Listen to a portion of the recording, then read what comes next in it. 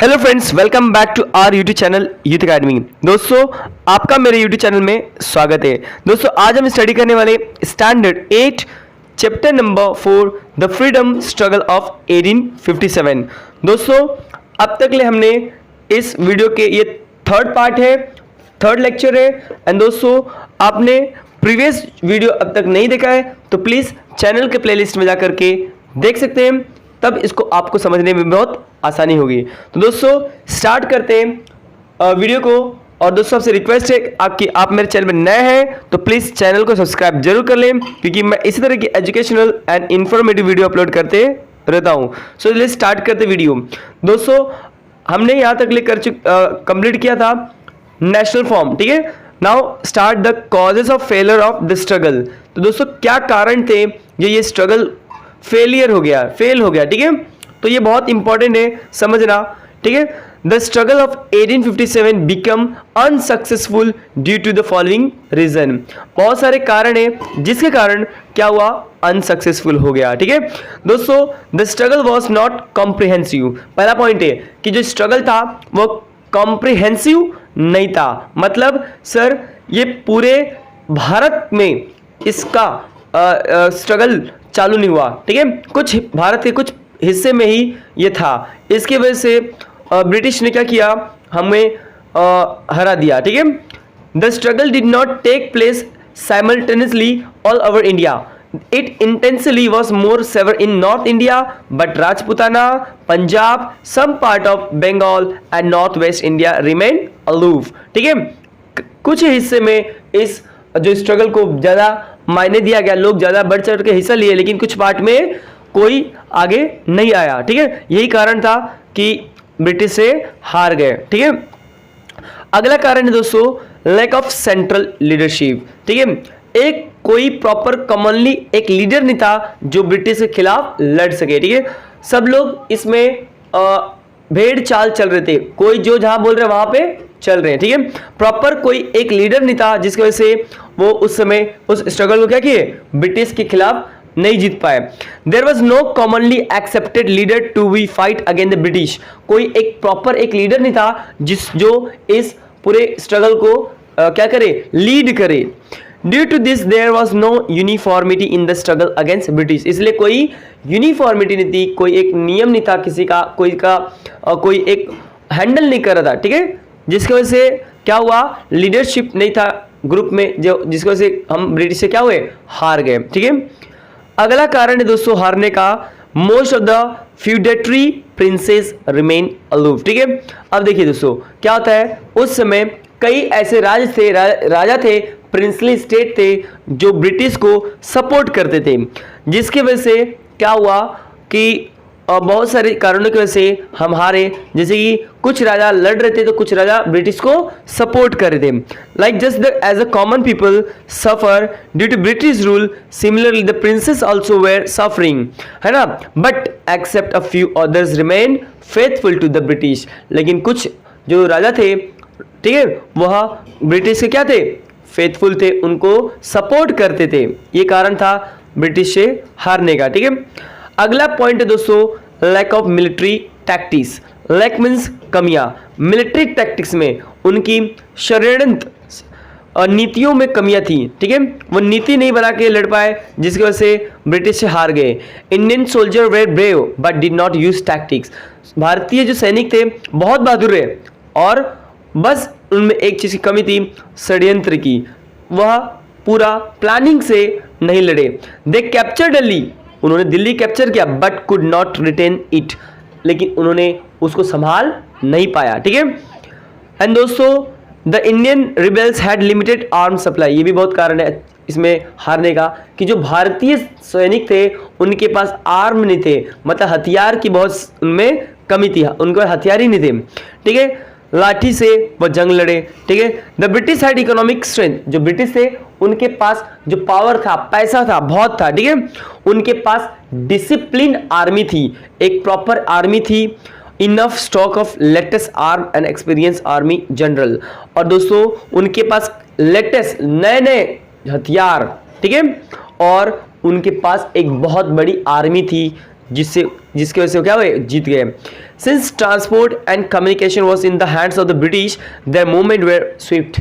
दोस्तों ब्रिटिश के हाथ में पूरा कम्युनिकेशन सिस्टम था, ट्रांसपोर्टेशन था, गाड़ियों की उनके पास सुविधा थी, जिसकी वजह से वो फटाफट अपना जगह चेंज कर लेते थे। अगर कहीं भी युद्ध करना है, लड़ाई लड़नी है, तो क्या होता था, वह अपना जगह बदल लेते। लेकिन भारतीय ऐसा कर नहीं पाते, उनको जाने के लिए छुप छुप के जाना पड़ता।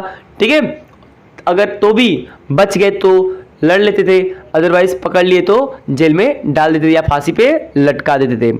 Due to this the Indian support could not succeed, इसीलिए जो भारतीय सैनिक थे, नौजवान थे, वह सक्सेस नहीं हो पाए।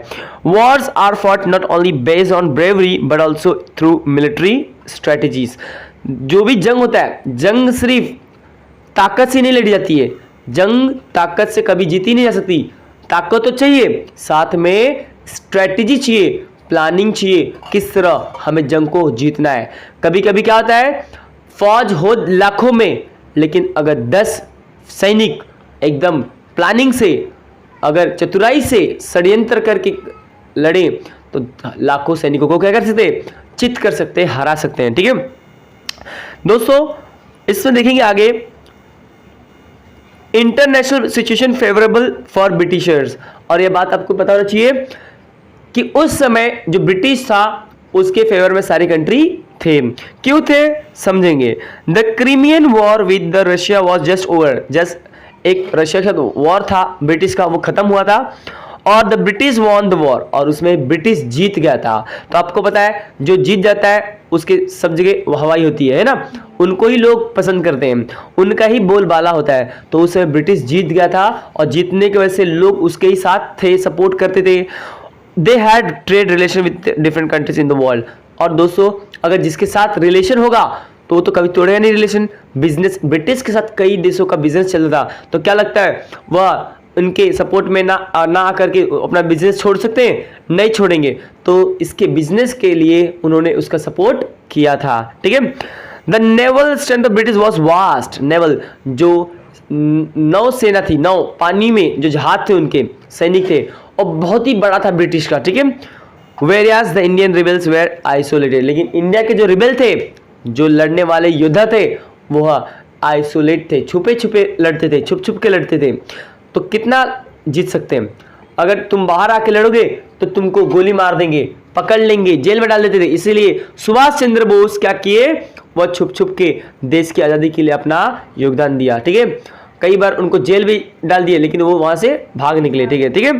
तो दोस्तों इस तरह ये सब कारण थे ब्रिटिश के खिलाफ हम जब जंग लड़े, स्ट्रगल किए, तो हम उसमें हारने का। ठीक है, अब देखते दोस्तों consequences of the freedom struggle end of the rule of the east Indian company. दोस्तों अब क्या क्या कॉन्सिक्वेंसेस हुए, क्या क्या परिणाम हुए ये भारत जो इंडियन जो था ना स्ट्रगल ईस्ट इंडिया कंपनी को बंद होने में। ठीक है, देखिए, due to the company rule there was a growing dissatisfaction among the Indians and the British rule had to face the struggle of 1857। आपको पता होना चाहिए जो कंपनी थी उसके गलत नीतियों की वजह से जो भारतीय थे उनके मन में इनके प्रति अविश्वास था, बहुत अच्छा उनका बर्ताव रहता नहीं था, ब्रिटिशों का अच्छा बर्ताव नहीं रहता था। ठीक है, जिसे चाहे वैसा लगान मतलब टैक्स वसूलते थे। ठीक है, अगर नहीं दे रहे हो तो उनकी जमीनें क्या करते थे, हड़प लेते थे। ठीक है, तो लोगों में तो गुस्सा बहुत था। ठीक है, लेकिन इनके साथ 1857 का स्ट्रगल भी हुआ था, तो ये और भी परेशान हो गए थे। It forced the British parliament to end the rule of the companies and instead take over the responsibility of the ruling over the people of India through the government of Indian act 1858। देखिए दोस्तों, इसके अंदर British जो government थी, parliament में ये भी बात उठी कि जो ईस्ट इंडिया कंपनी है इसको बंद कर दिया जाए। ठीक है, और भारत को गवर्नमेंट के एक्ट के तहत न कानून के तहत इसको चलाया जाए। ठीक है, the governor general was now designated as the viceroy of India. और जो गवर्नर होता था जनरल, वही क्या होता था, वाइस रॉय ऑफ इंडिया बनता था। वाइस रॉय मतलब सबसे बड़ा पोस्ट होता है जो चलाता है पूरा कॉन्स्टिट्यूएंसी को, पूरे क्षेत्र को जो संभालता है, उसको कहते हैं वाइस रॉय। उस समय वाइस रॉय हुआ करते थे और अब होते हैं गवर्नर। ठीक है, ओके, देखते हैं दोस्तों, as a new post call और अब उसके जगह पे नया पोस्ट बन गया, पोस्ट मतलब औहदा सर, उसका नाम है secretary of state was created. और सेक्रेटरी ऑफ स्टेट क्रिएट किया गया in the British government to look after the affair of India, और भारत को देखने के लिए। अब देखते हैं दोस्तों क्वींस प्रोक्लेमेशन, ठीक है, जो रानी थी वहां की इंग्लैंड की, उसका नाम है Victoria. Okay, queen Victoria of England issue a declaration addressing the people of India. उन्होंने एक डिक्लेयर किया, एक पेपर साइन कराया, भारत के प्रति उनका क्या था स्टेटस, ठीक है, वो बताया। देखिए हैंस फॉर, इसके वजह से क्या हुआ, ऑल इंडियंस आर प्रोजेसी, ठीक है, सब हमारे क्या है, प्रोजेसी है, ठीक है, और प्रोजेसी मीन्स गुलाम, ठीक है। henceforth they will not be discriminated on the basis of race, religion, caste और बर्थ प्लेस। इसीलिए किसी भारतीय को जब आज़ाद हो जाएगा तो किसी न किसी बेस पे आपको क्या करना है, उनको परेशान, डिस्क्रिमिनेट नहीं करना है, ठीक है, तंग नहीं करना है। They will be no interference in the religious affairs. उनका कोई भी रिलीजियस अफेयर में इंटरवेंशन होना नहीं चाहिए। मतलब धार्मिक जो चीज़ है कि आपको जो मन है आप वह धर्म को पाल सकते हो और अपना पूजा पाठ कर सकते हो, ठीक है।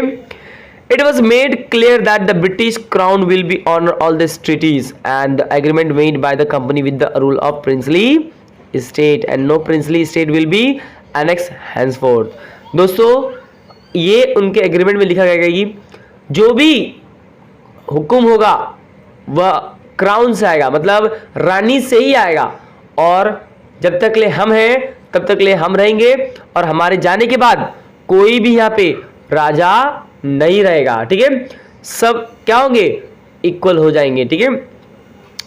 अब देखते हैं दोस्तों changes in composition of army. अब देखिए the proposition of army, British soldier was increase in the army. आपको पता है कि जो ब्रिटिश थी वह भारत में अपनी आर्मी भेजी, ठीक है। अब देखते हैं there was a division of military on the basis of caste. और क्या हो गया बाद में कि जो मिलिट्री है, ठीक है, उनका डिवीजन हुआ on the basis of caste, ठीक है, कौन से कास्ट का है उस हिसाब से डिवाइड किया गया। Proper care was taken to, ठीक है, प्रॉपर केयर किया गया to avoid Indians to unite and rebel against the British. और प्रॉपर केयर देखा गया, मतलब बहुत तरीके से देखा गया, ब्रिटिश ने देखा कि जो भारतीय है वो एक साथ ना आए। अगर एक साथ आएंगे तो क्या हो जाएगा सर, ब्रिटिश के खिलाफ क्या करेंगे, युद्ध लड़ेंगे, स्ट्रगल करेंगे, ठीक है।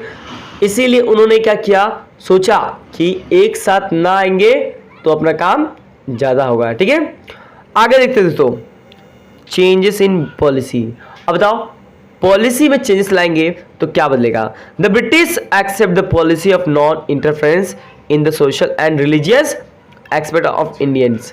तो एक पॉलिसी थी जो बताया गया कि जो इंडियंस है ब्रिटिश का, accept the policy of non interference social religious and aspect of Indians. जो भी धर्म होगा तुम्हारा तुम अपना मानो, जो भी रीति रिवाज है वो मानना है मानो। तो ये क्या हुआ, एक पॉलिसी चेंज हुई। They also start taking care that the Indian society will not be united on social ground.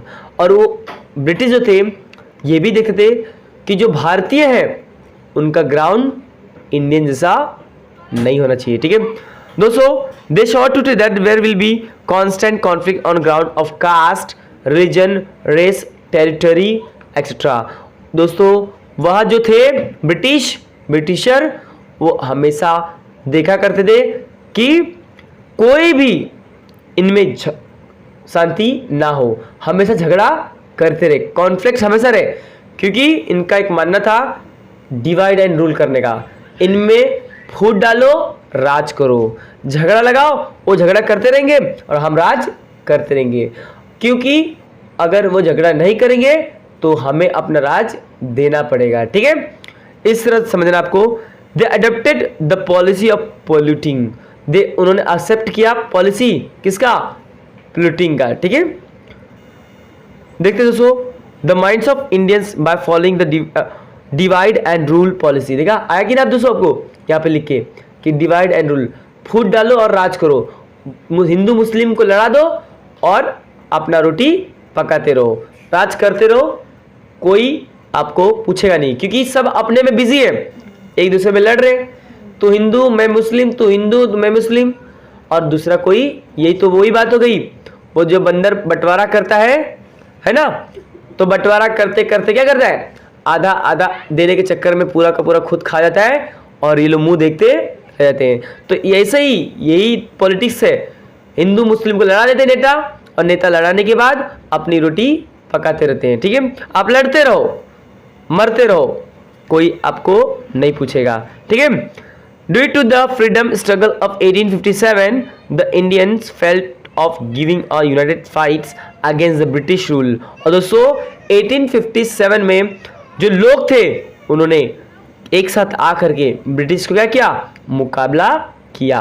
ठीक है, the freedom struggle of 1857 become an inspiration of the Indian freedom movement. और दोस्तों 1857 में जो स्ट्रगल चालू हुआ यह कई लोगों के लिए क्या बना, मोटिवेशन बना। ठीक है, तो दोस्तों इस तरह ये वीडियो पूरा हमने कवर किया है।